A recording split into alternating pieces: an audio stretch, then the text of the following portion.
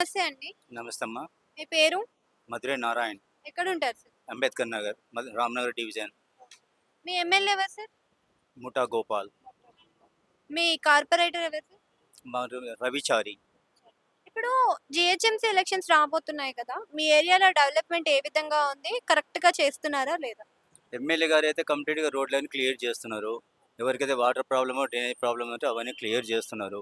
పర్టికులర్గా మా అంబేద్కర్ నగర్ బస్తీలో మాత్రం 3 గల్లీలు మాత్రం డ్రైనేజ్ ప్రాబ్లం చాలా ఉంది. కనీసం నెలకు 2 సార్లు రోడ్లు అయితే నిండుతూ ఉంటుంది. ఎన్నిసార్లు ఫోన్ చేస్తే జిహెచ్ఎంసీ వాళ్ళు రారు. ఇంకా ప్రైవేట్ వాళ్ళు వస్తే వాళ్ళతో చెప్పి చేయించుకోవాలి. మళ్ళీ వాళ్ళు చేయించుకున్నా వాళ్ళకు డబ్బులు ఇక తప్పదు మాకు. అంటే కంప్లెయింట్ చేసారా మీరు ఇంతకుముందు మీ ఎమ్మెల్యేకి? కంప్లైంట్ చేస్తే ఒకసారి 2 సార్లు చూస్తారు. మళ్ళీ మాకు టోల్ ఫ్రీ నంబర్ ఇస్తారు. ఆ నంబర్ ఫోన్ చేస్తే వాళ్ళు ఇచ్చిన రెస్పాన్స్ ఇవ్వరు. కాకపోతే మేము ఆఫీస్ చుట్టూ తిరగాలి, లేడీస్ని పట్టుకొని పోవాలి.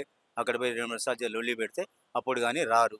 వస్తే కూడా క్లియర్ చేసి కొంచెం క్లీన్ చేసి పోతారు. అంటే మీ ఎమ్మెల్యే గాని, కార్పొరేటర్ గాని మీ ఏరియాకి రావడం, మీ వాటి గురించి జనరల్గా వస్తూ ఉంటారు, చేస్తూ ఉంటారు, కానీ కార్పొరేటర్ మాత్రం ఇంతవరకు మా బస్తీ ముఖం చూడలేదు.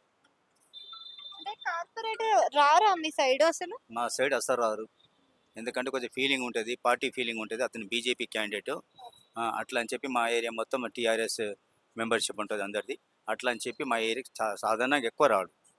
అంటే ఇప్పుడు మీరు ఓటేసేటప్పుడు పార్టీని చూసి ఓటేస్తారా? అభ్యర్థిని చూసి ఓటేస్తారా?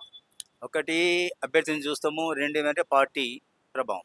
ఎలక్షన్స్ అప్పుడు కొన్ని హామీలు ఇస్తూ ఉంటారు కదా! అది చేస్తాం, ఇది చేస్తామని. ఆ హామీలనేవి ఎంతవరకు నెరవేర్చుతున్నారు సార్?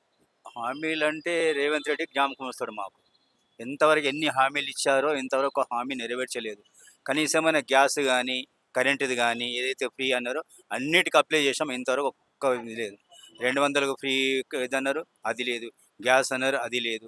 కాకపోతే ఏంటి, ఇక మహిళలకు ఏమేమో చెప్పాడు, పెన్షన్ పెంచుతామని చెప్పాడు, ఇవన్నీ చెప్పాడు. ఏ మాత్రం ఒక్క హామీ మాత్రం ఇంతవరకు నెరవేర్చింది లేదు.